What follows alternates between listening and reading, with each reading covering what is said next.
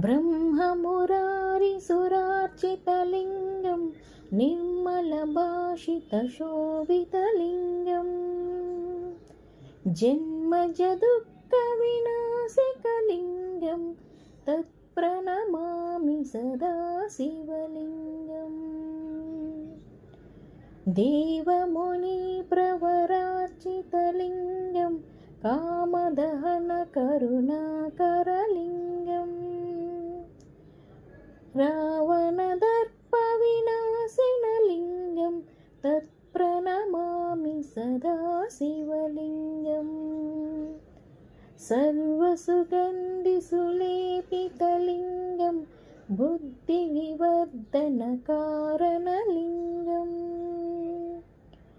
सिद्धसुरासुरवन्दितलिङ्गं तत्प्रणमामि सदा शिवलिङ्गम्। कनकमहामणिभूषितलिङ्गं फणिफणिवेष्टितशोभितलिङ्गं दक्षसुयज्ञविनाशिनलिङ्गं तत्प्रणमामि सदा शिवलिङ्गम्।